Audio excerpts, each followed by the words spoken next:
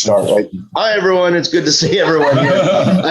There's so many times when I don't end and so I'm trying to find like the ending and beginning for the little YouTube video. I'm like, all right, I was just talking to, and then I like half begin, and so like, all right. So last week we're going through chapter 8, and then so this. And we're in the middle of this section that really gave life to that sermon series that we did. It was kind of talking about these powers. And we talked about, in the past, we talked about the beheading of John the Baptist by Herod. He's kind of a feckless ruler who, I can't remember how Ed put it last week, but I thought you put it well, like Herod killing John the Baptist. It was pointless or something like that. You had a good word that described it. It's basically for nothing. You're asking somebody that's 80. Yeah. It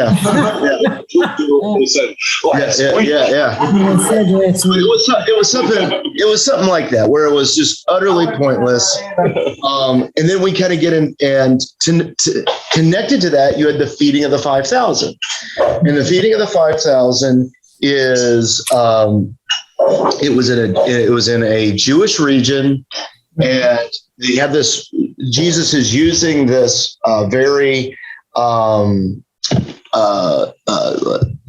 using this very kingly language about a shepherd, watching over the people, and so he had compassion on them. They're like sheep without a shepherd, and there's 5,000 of them there. Some of the interesting things about 5 is a common 5 in the Bible is the Pentateuch, which is Genesis, Exodus, Leviticus, Numbers, Deuteronomy. So that's very Jewish things. And then if you remember how many bread loaves were left, how many how many fish were there? 2. And how many breads were there? 5. Both of those equal 7. And you have 5 breads, again, Pentateuch type of things going on. And then you have how many basketfuls were left over? 12. Which is like 12 tribes of Israel. So then we get into this, we're talking about all this like kingly stuff from Jerusalem and Judea and all that stuff. Then we get into the Pharisees and their Pharisaical power, and Jesus is basically like, hey, your poop stinks too. Is what goes out of a person is what causes them to sin. And some of you have made some really bad sins in your life, but like that, and I say it like that because I think that's how Jesus was intending. He's like, you guys all know this, and you're like, he's making poop jokes in front of everybody, but he's making a bigger point that these Pharisees and our own righteousness and our own religious righteousness, we're so enamored with what we take in that we think little about what goes out. Type of thing like that. And as an example of this, they go to a Gentile region. There's the Sire Phoenician woman there, which that story is so fascinating because Jesus calls her a dog or something. We had a discussion about that a few weeks ago. So they're in this Gentile region.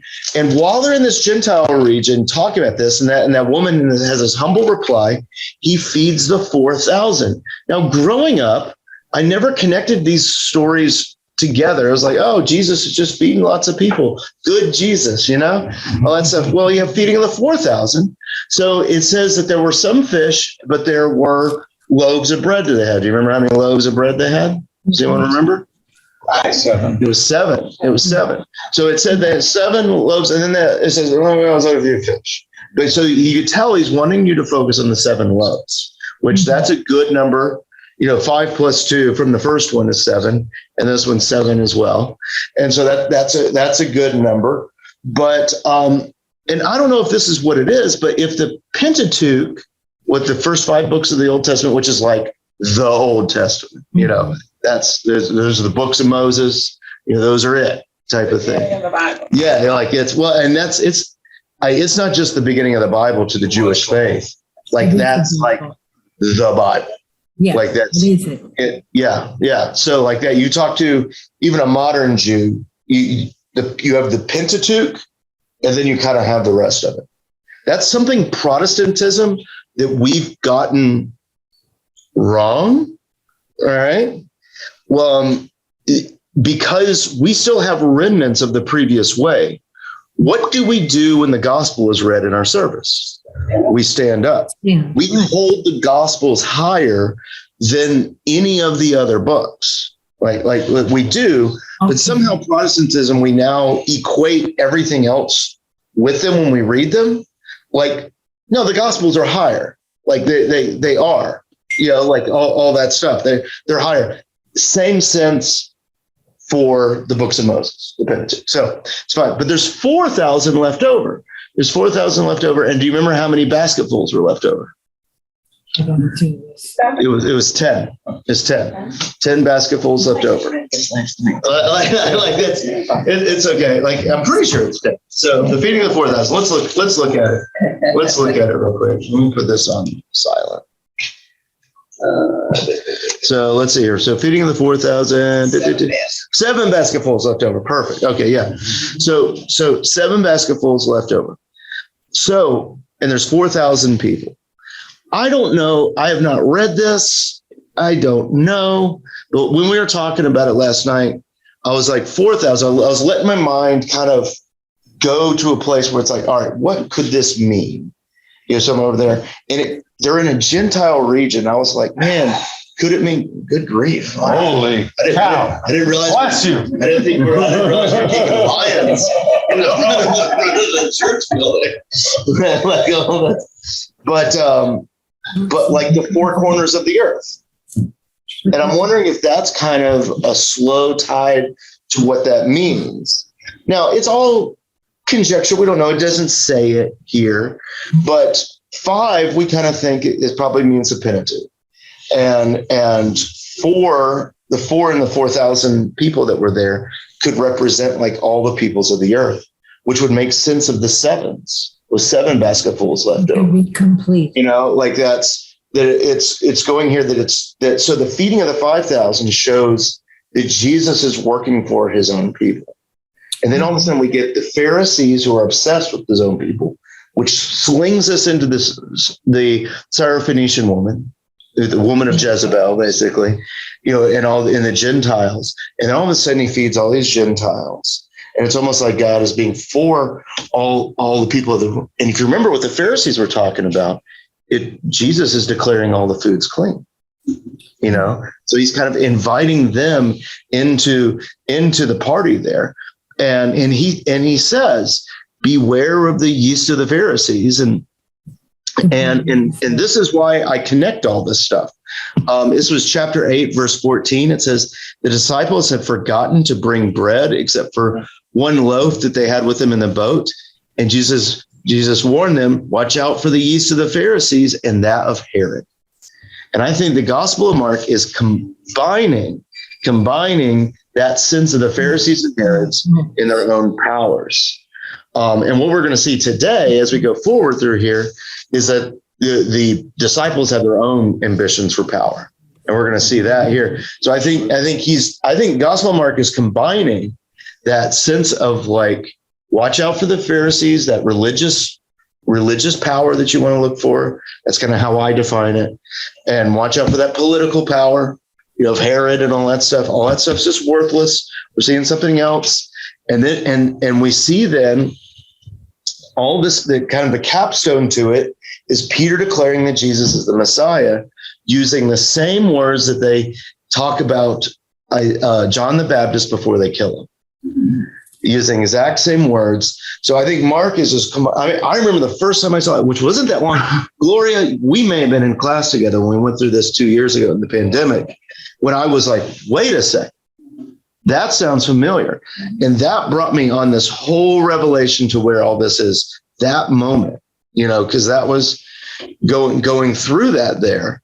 And we see the way of the cross, and we see the Transfiguration and the disciples freaking out and God saying, this is my son. And then we have the story that we're about to read now. Which is chapter 9, verses 14 through 29. Now, before we read that, did anyone have anything they'd like to say about this previous stuff?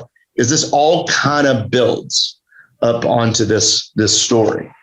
Is everyone familiar with the Transfiguration and all of that? The reason why I say is that I said this last week too. I was a student at the seminary and didn't know what the Transfiguration was. I just didn't know that's what it was called. Yeah, like that. I remember the story and all that stuff. Listen, I'm not the brightest tool in the shed. All the middle-aged people here, excluding you. Yeah. Middle ages. Went through traditional, old-fashioned Lutheran worship where up on the board above the hymn numbers was Transfiguration Sunday. Yeah. Well, it's like so we heard my church did that stuff too, but like it was, I don't know, it was just one of those things that I missed. I was 67 before I found a Lutheran church. Oh yeah. Wow. No. That was just a couple of years ago, wasn't it, Gloria? That was just a couple of years ago, right? Yeah. That's funny. I grew up Presbyterian. Yeah. And then in my adult life, I am Methodist, and I enjoy coming here, but I don't know what Transfiguration is. That's why I said it. That's why I said it. So the Transfiguration is so you have this declaration where Jesus says, "Who do people say I am?" And that's kind of a recreation of what happened with John the Baptist, but Peter ends up saying that you're the Christ, you're the Messiah. And Jesus then starts talking about his death. This is the end of chapter 8. Starts talking about his death. And then he says that you have to take up your cross and follow me.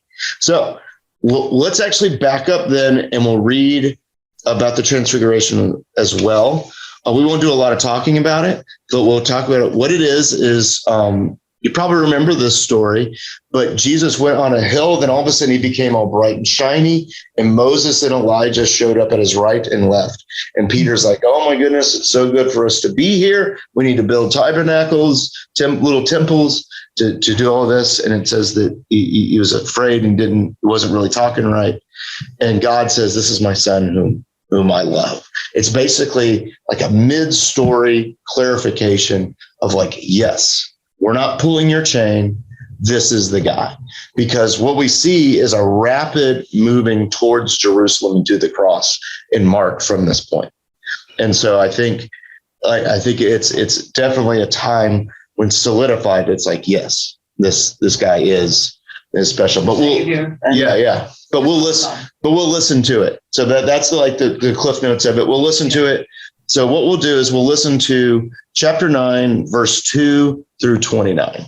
Every time I hear this about the Transfiguration, it always reminds me, I think of that as being the confirmation. Yeah, of who Jesus is. Confirmation class. We had confirmation to the Transfiguration that confirmed that Jesus was God. Oh, okay. That's interesting. Yeah. That's one way to look at it. Yeah. I was 13 then. I was 14 when I got confirmed, and I don't really remember what it was. Listen, that's why I was making a big deal out of it. Like that's so. All right. So let's listen to this, and we're going to pay special attention to talk about 14 through 20. What's 14 through 29. We'll talk about that. There's stuff going on. It's all connected. That's the problem. So it's not a problem, but you know what I mean. All right. So here we go. All right. Chapter 9, verse 2. Now after 6 days, Jesus took Peter, James, and John and led them up on a high mountain apart by themselves.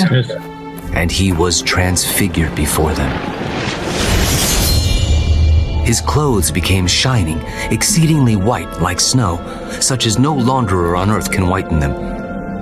And Elijah appeared to them with Moses, and they were talking with Jesus. Rabbi, it is good for us to be here. And let us make 3 tabernacles, one for you, one for Moses, and one for Elijah. Because he did not know what to say, for they were greatly afraid. And a cloud came and overshadowed them, and a voice came out of the cloud. This is my beloved Son. Hear him.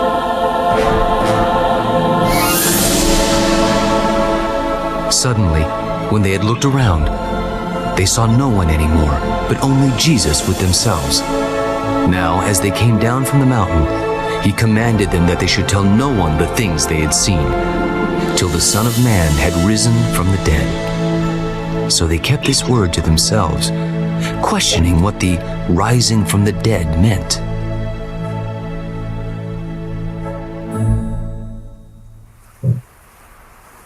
Why do the scribes say that Elijah must come first? Indeed, Elijah is coming first and restores all things.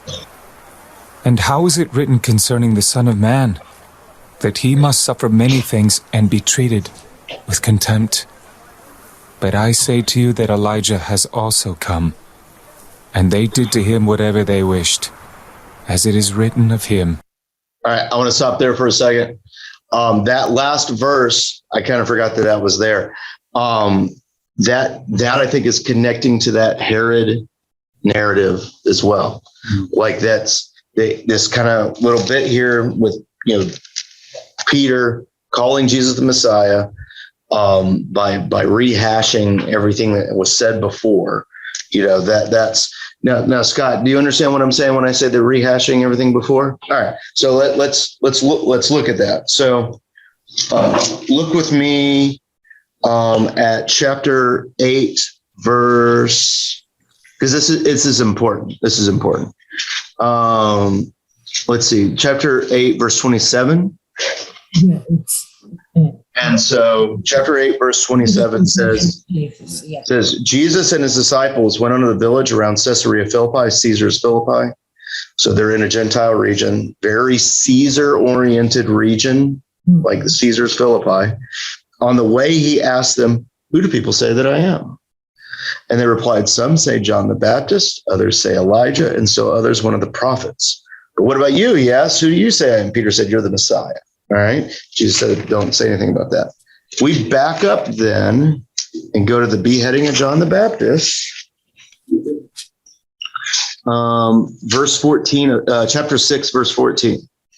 Chapter 6, verse 14. Listen to how similar this sounds. King Herod heard about this, for Jesus' name had become well known. Some were saying John the Baptist has been raised from the dead, and that is why miraculous powers at work of him. Others say he's Elijah. And so others claimed he's one of the prophets, like one of the prophets long ago. And then they recounted why Herod. It's the same. It's the same phrasing. Go back into Matthew. Yeah. It tells you more plainly, I think. Yeah. 17, 13. Yeah. So like. I think it actually says he met John the Baptist in that verse. Oh, does it? Does it? Yeah. And so, okay. So, but I think it's interesting how Mark is calling back in the midst of all this, in the middle of Caesar's Philippi. Like he's going, do you remember when these political rulers are feckless and don't know anything, and Peter saying that you are the Messiah. And then we get connection again in verse 12 of chapter 9, verse 12 and 13. He says, to be sure, Elijah did come first and restore all things. Yeah. What you got to understand is John the Baptist was kind of one that came like Elijah. That's kind of how he was described as coming. He came like Elijah. So Elijah and John the Baptist can kind of be understood as kind of talking about similar ideas here. So Elijah does come first to restore all things. Why then is it written that the Son of Man must suffer and be rejected? Why is Jesus saying that he must be rejected? I tell you, Elijah has come and they did to him whatever they wished. And so all this is kind of calling back to what Herod did to him. And Jesus is using it, even though we now know that he is the Christ. God has said, this is my son, with the Transfiguration. And he's saying, Elijah did come before. And they treated, I can't remember what word you said. It was so good last week, but it was like they treated him like he was nothing. They did whatever they want. They did whatever they wanted to him. And that's what he said. They did to him whatever they wished, as it is written about him. So now we'll get into the next reading.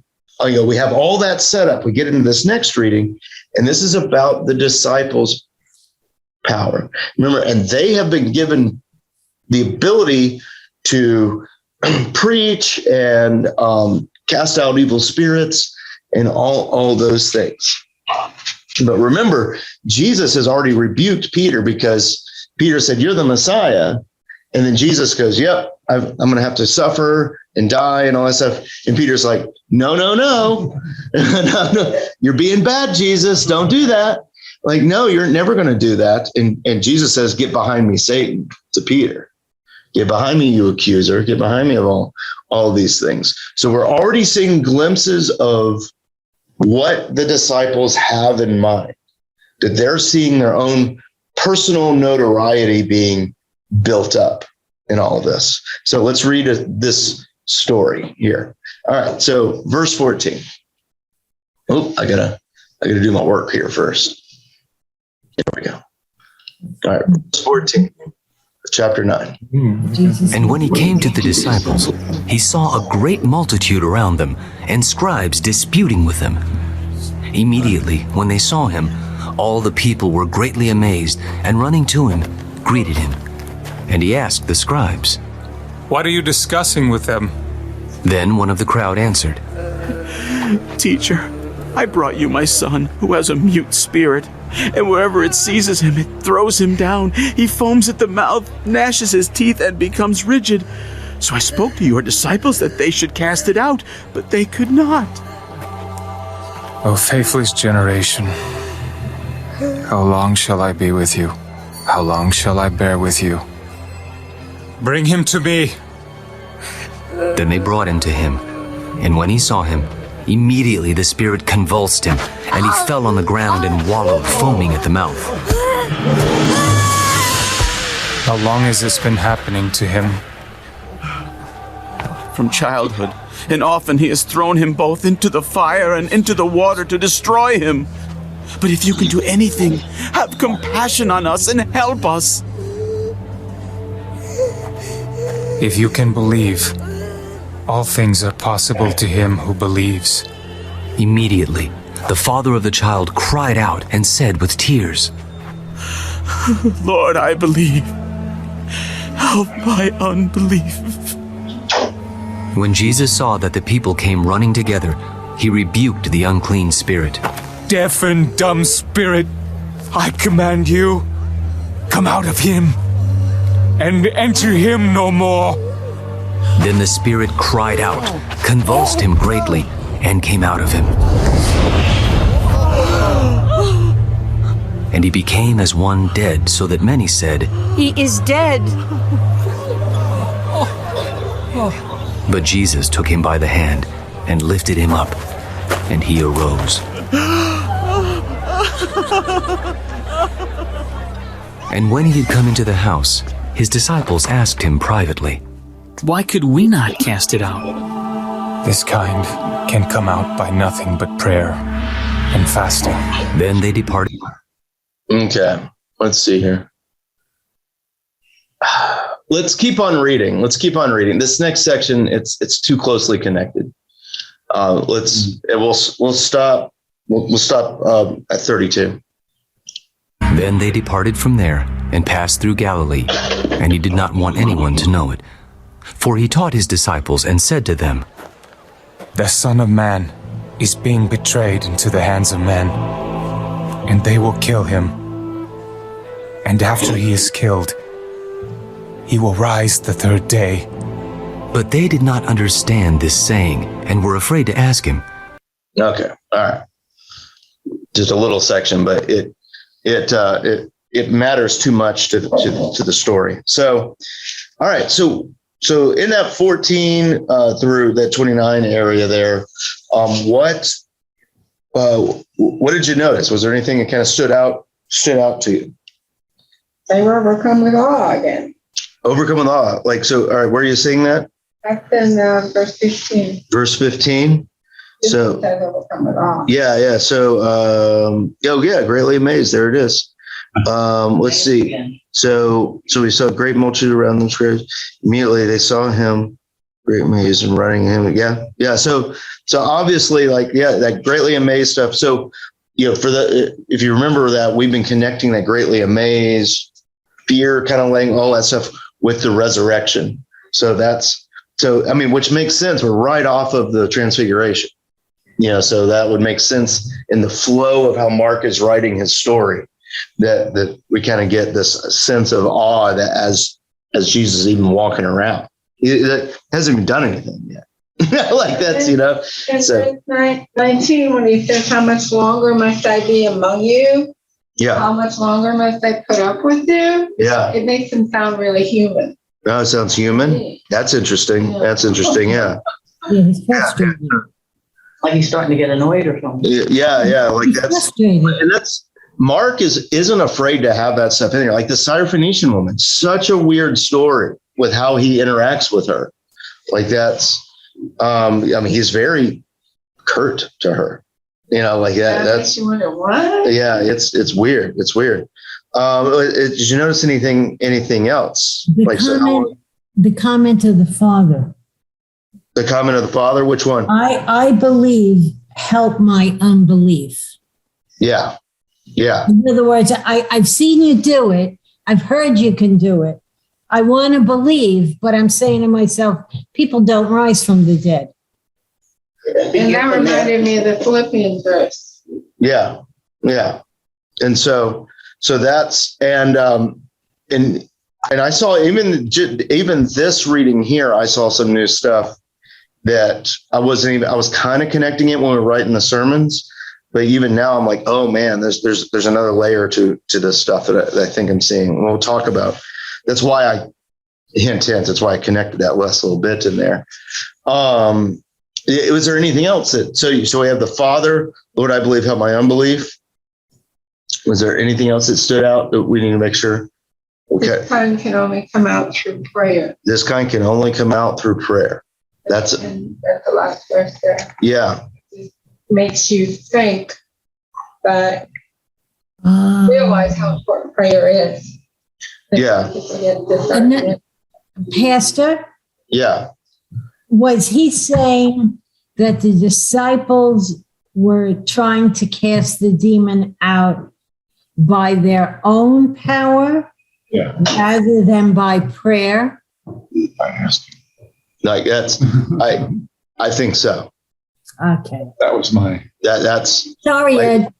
Yeah. that's no. I think that's not an inert part of us. And I think have to call upon. Yeah, I can't do it myself. I've got to ask God. Yeah. I think that's the point. And it goes, and when you look at it with all these other previous stories where you have the politicalness of these kings, and how that's all feckless. And then you see the Pharisees are religiousness and how Jesus is declaring everything clean. He's showing how that's close to worthless as much as our defecations on the ground. And then you get into now the disciples. And we in the sermon series, we equated that with our personal power, because I think the gospel is just in general, but especially Mark wants us to see ourselves in the disciples. They want us to see ourselves in the disciples. And I think the unclean, the defecation not only means what comes out from behind, but what comes out of your mouth. Yeah. Exactly. Like that's, or what's coming out behind is coming out of it. Like that. No potty mouths allowed. No potty mouths allowed. Like that. That's, and so,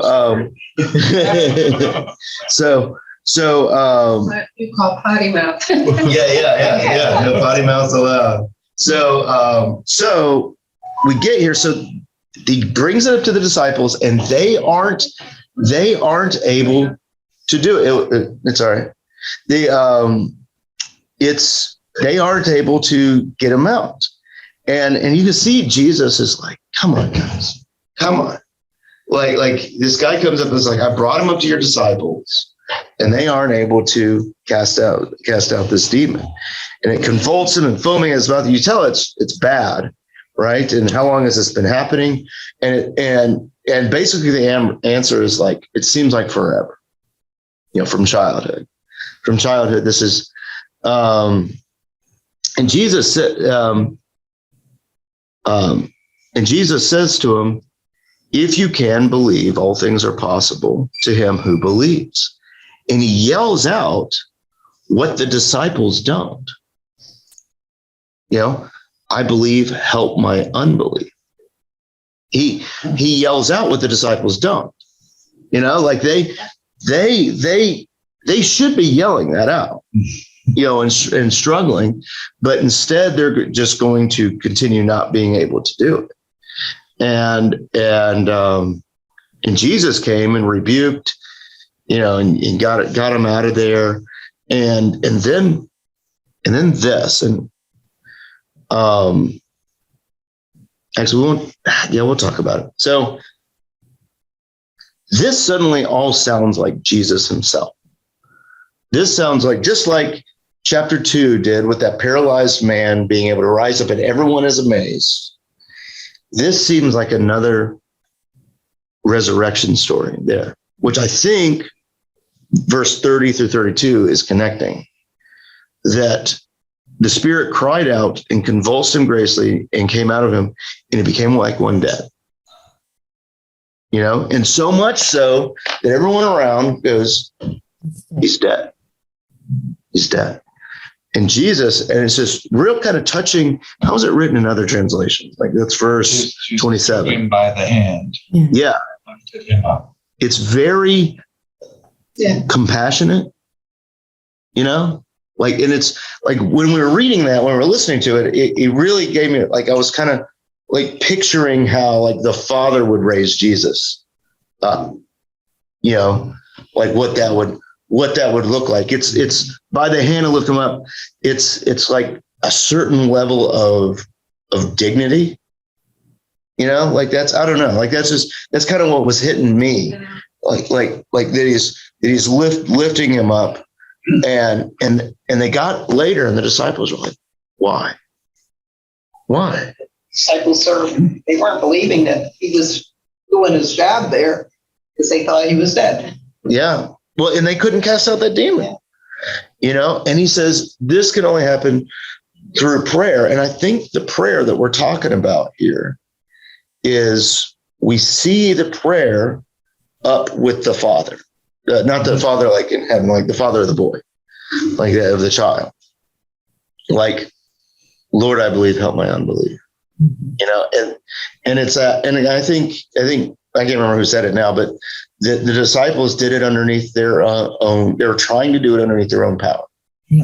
Like, we've been given this ability. We know this works. We know we've been saying this incantation. We've been saying this. I've been lighting all the incense. I've been playing all the hymns. I've been playing, doing everything I know. Why isn't it working? Right. And like all this stuff. And Jesus then bends into like this humble idea, and I think that's how he's using prayer there, that it's this idea of humbleness.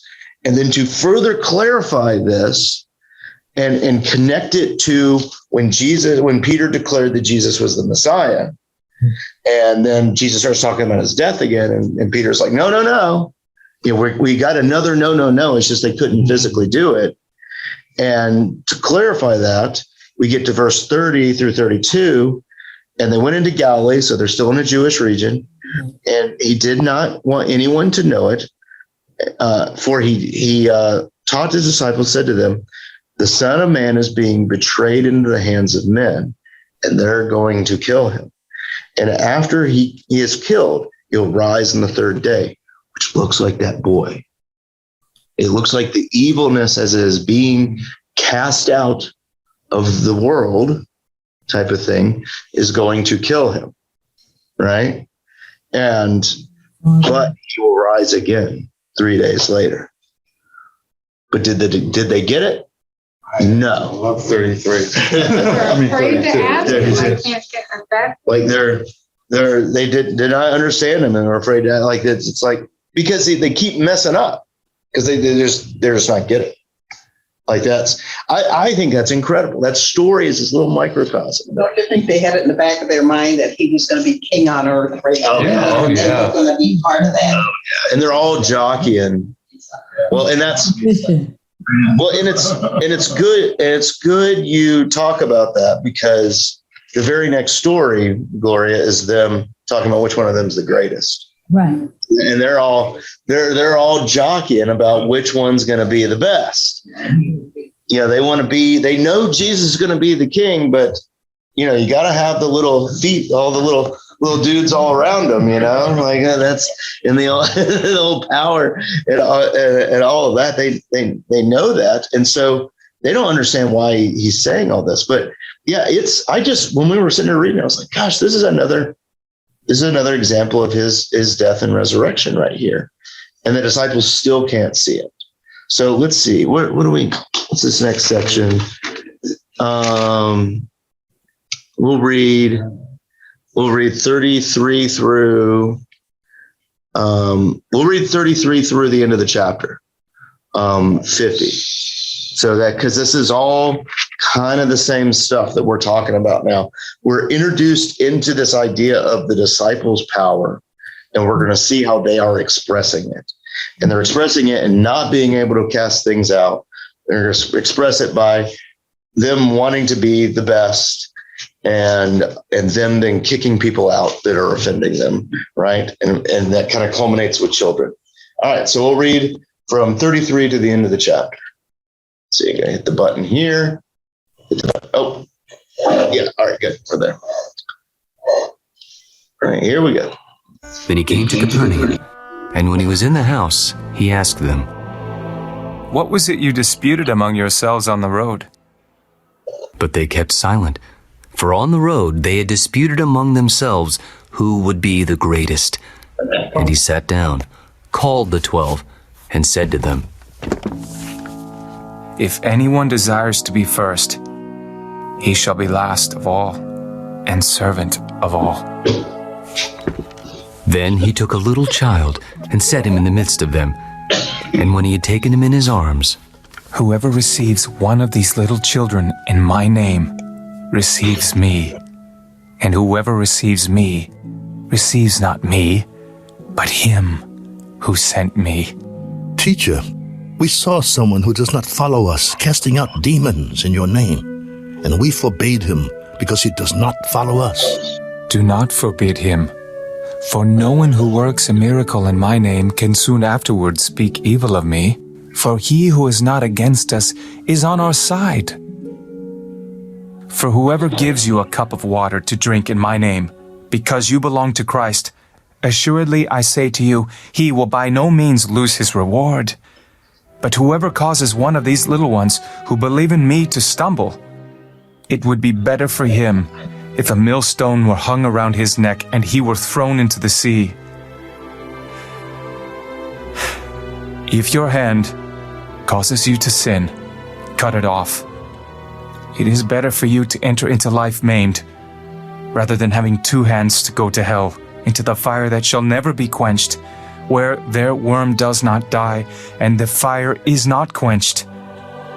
And if your foot causes you to sin, cut it off.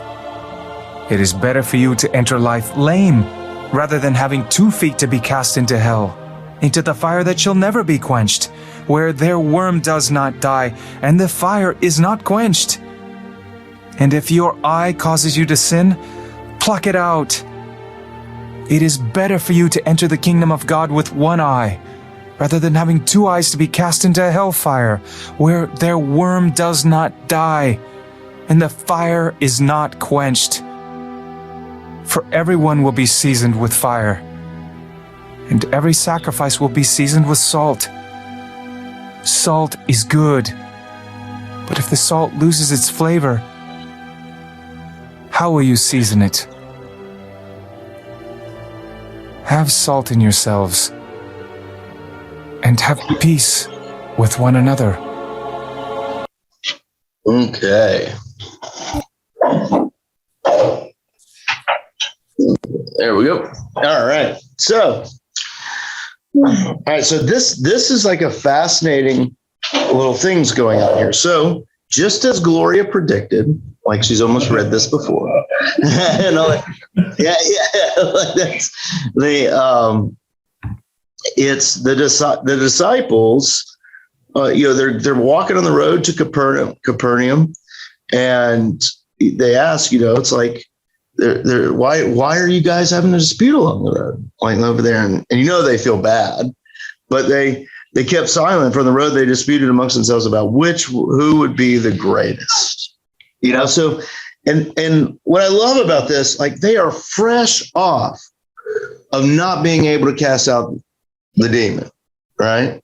They are fresh off of it in this story. So they just look petulant as anything. Like they look like nothing. And then Jesus then says, if anyone has desires to be first, he must be last of all and servant of all. So and then he uses the child as an example.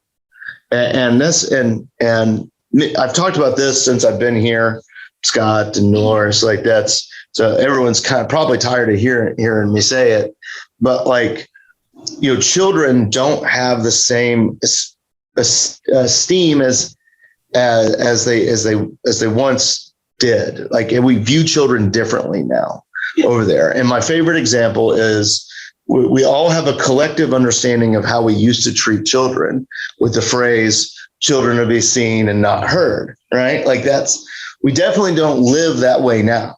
That's where we are. Like that's for sure. Like that's for sure. So what we have to do is a bit of translation in our minds as to what that is.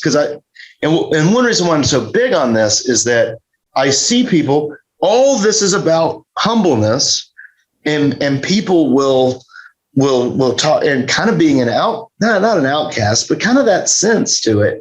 And people then will just turn it into something completely else. Well, it's like, I just need to have a childlike faith, one of no understanding, and it's like no. It's like humble like a child, like humble, like that's you rely on everything for your needs and type of stuff like that.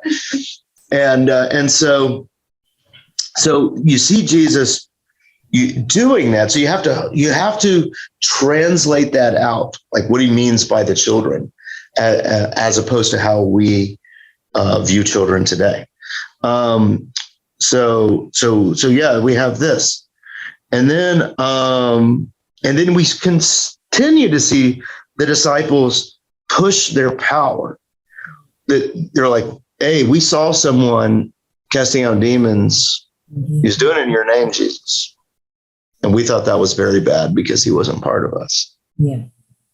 Like that's, and that's, all right, let's see. So as a pastor, I see that right there so much in the church, where it's like, oh, they're from the outside. Think about all of our little petty disputes we have over all kinds of things, that they center around whatever, and it's all centers around like, well, that person over there does, they're not part of us. Like that. That's, there's so much stuff. Instead of competition. Like competition or just Some of it's petulant. jealousy. Yeah, petulant. Like it's, Envy. like that's, and it's so easy to get that way. It's so easy. Like there's something inside of us that we got to have insiders and outsiders, and there's something about it. And They go through high school, there's cliques. yeah, you got the cliques, you got High school nowadays. Yeah. And that's, and you just see it there. And Jesus is basically like, don't stop them. Don't stop them. Like that's, if they're doing good in my name, like that's, for he who is not against us is on our side. For whoever gives you a cup of water to drink in my name, because you belong to Christ, surely I say to you, by no means he'll lose his reward. He's sitting there talking about all this stuff, saying like it's all right. They're on our side there. It'll be okay. And that's something that it's so easy to think like, oh well, those people over there, like they're not doing it right, or something like that. And sometimes we gotta slow our roll a little bit like that, and consider the children just a little bit. I think is kind of what he's inviting us to do. Consider, like, to come at this like a child, and then he continues going in there, and this one helps to put your imagination cap back on here. This one helps for that to happen. Good perspective. Because the way he talks, he goes, whoever causes one of these little ones to stumble. Now, he's got children around him, and he's talking about little ones. He's not just talking about little ones. No. He's asking us to think about who the little ones are. And I think if we'd go back in time in the story, I think we would see some of what he was calling little ones, in like the Sire Phoenician woman and those blinds. Yeah, the little face, the father whose son was over there, the son. So if you allow your imagination to go there with that, when he says, if you cause one of these little ones to stumble, it'd be like a millstone hung around his neck and thrown into the sea, and if your hand causes you to sin, cut it off. It's better for you to enter life maimed rather than having two hands and go to hell where fire cannot be quenched. You look at what he's talking about there, and like that's don't sell these people out just because they appear weak or beneath you. Little ones is usually a metaphor for people that are not matured yet. Yeah. Not just age-wise, but mindfully. Yeah. Like that's, and I think we all can fall in those little ones, where, we're you think about anything in life, and all of us, if we have like 3 really bad things happen to us in a row, could be really in a bad way, just boom, boom, boom. And suddenly we find ourselves, even though we may have been doing fine, we find ourselves suddenly in the case of those little ones. And I think Jesus is then inviting us into continue to have empathy. It's like, if your hand causes you to sin, that hand is how you make money. It's how you live your life. Like cut it off. Are you having empathy with those that are in that stead? If your foot, your tongue, that's your eye causes you to sin. Like, anybody else read the scale of justice in that at all? Well, I think that's some of it. Like that's because it's kind of meant to, like, the whole idea of scales of justice is that justice is blind, right? That's the whole idea. And I think Jesus is asking us, as we look through cutting off the hands, the feet. Wasn't that part of the culture back there? If you stole, they cut your hand off. Yeah, that's part of it too. And so like that was a sign of eye for an eye, tooth for a tooth. Yeah. Like that's like a sign to everyone that you're a thief, type of thing. Kind of scarlet letter ideas, and I kind of think of Jesus as like, stop looking at all these people like you're better than them, Like that's look at the little children, like look at them, and then he goes into that stuff where, and he keeps talking. So all right, let's talk about hell for a little bit. Hell here is what is actually the word for hell here? What is it in other translations? The Greek word. Does it have anything without me having Gehenna. Gehenna? Okay, yeah. It's also the name of the valley south of Jerusalem where garbage was dumped. Yeah. Okay. So a term designated for the place of final judgment and punishment. Yeah.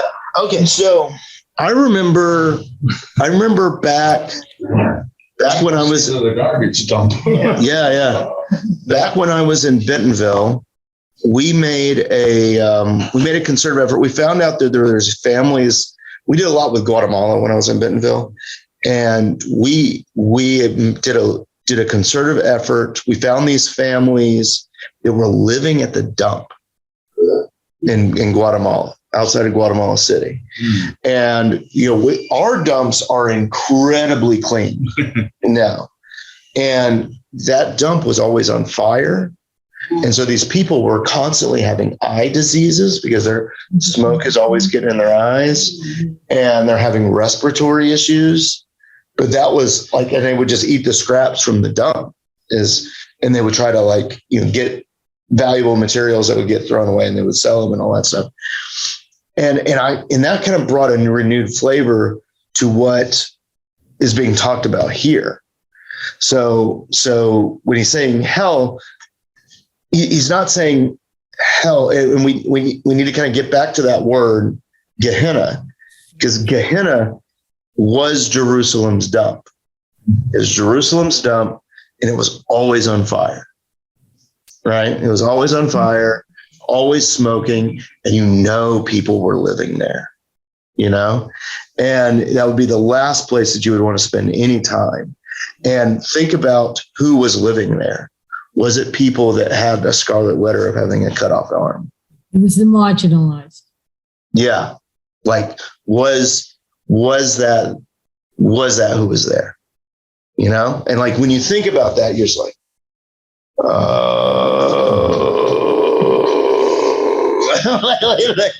you just keep going down. I'm like, oh man, that's and there, but by the grace of God.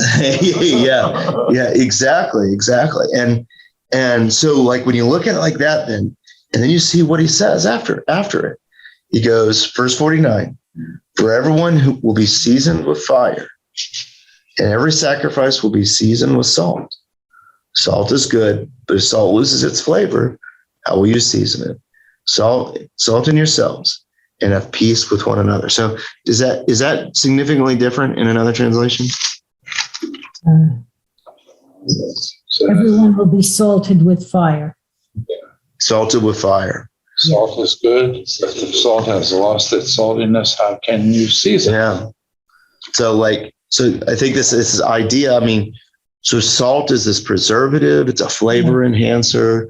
That's where we get the term salary from. Rome paid their soldiers in salt. That's where salary comes from. That's why, yeah.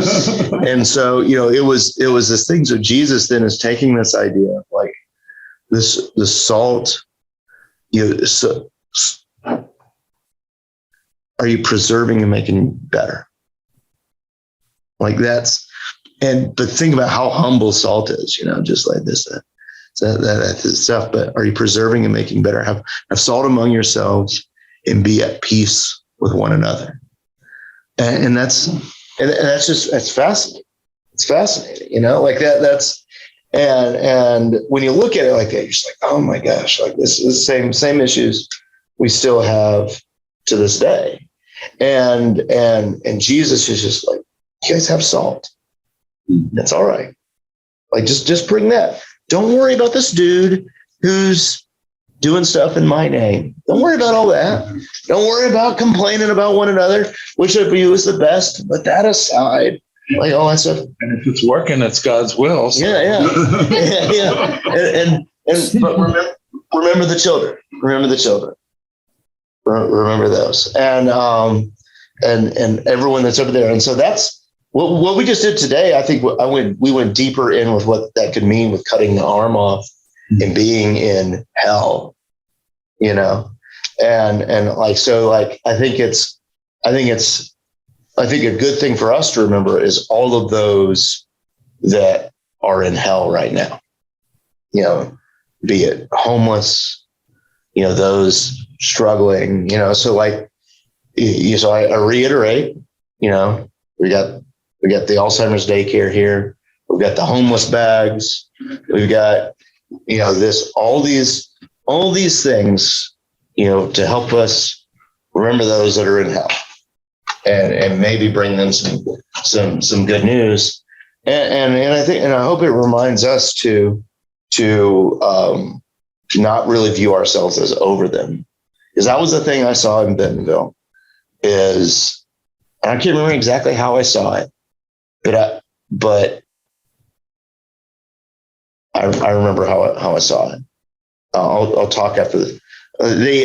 So I remember how I saw it. But it was but yeah, so I think the call for us today is to remember those that are in hell, and for us not to view ourselves as over it. So that's good. And yeah, so thanks for everyone being here. Yeah, Dolores? When it says have salt in yourselves and be at peace with one another, would that be have faith? I think it's like, I think as part of that having faith, but I think that peace with one another is like, stop fighting about all this stuff. Don't worry about who's in charge. Yeah. Like that's stop trying to figure out who's Stop trying to figure out which one is the best. Stop trying to figure out which one is the truly right one or anything like that.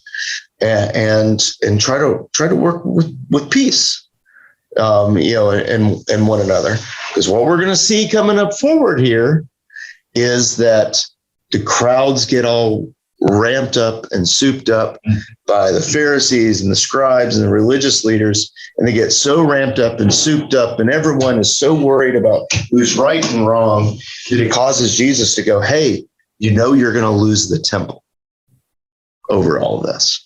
That's coming up in 2 chapters. Like that's and all of that. And I think it says a lot to us in our very divided political climate today, where we can dehumanize people over someone just believing something a little different than us. And so remember the children. What do we read for next week? We'll be in chapter 10. We'll be in chapter 10. Chapter 10 deals with all the same stuff again. All right. Because it's talking about divorce, and that we love to judge people based off of that, and they did back then too. So we'll see you next week.